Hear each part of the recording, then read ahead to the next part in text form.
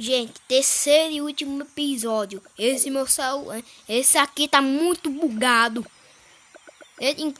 Quando tava gravando o vídeo e acabou, tinha saído, né? Espaço suficiente, né. Bom, pessoal, eu vou aproveitar, vou comprar isso aqui ou não. Eu tô juntando meu dinheiro pra... Não, eu sou doidão. Eu não quero fazer isso não. Já tô juntando dinheiro, né, pra... Como é mesmo? Só aquilo ali que não fica sem cor, parece. Gente, tô juntando dinheiro pra melhorar o centro da vila, né? Já peguei as coisas ali, né? Do tempo, né? Do tempo. E não quero gastar.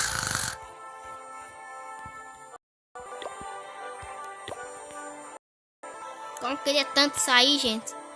Eu preciso de mais um construtor. Mas pra comprar mais joias preciso de pagar de verdade, né? Tem isso aqui, né?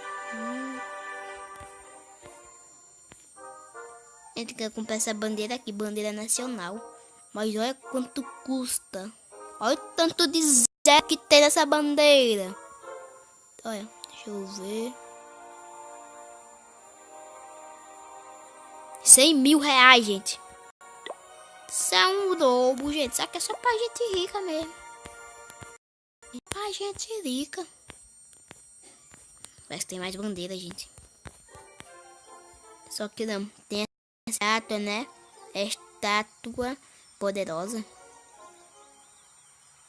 Estátua poderosa, velho.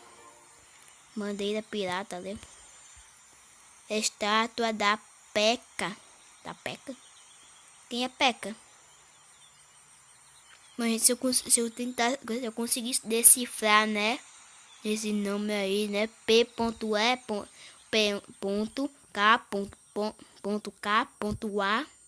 que assim fica Peca, não sei. Que é antigo. Isso aqui é tudo bandeira nacional, só quero comprar a bandeira do Brasil, gente. Bandeira do Brasil. Eu não quero gastar meu GLX com isso, com aquelas coisas ali, né?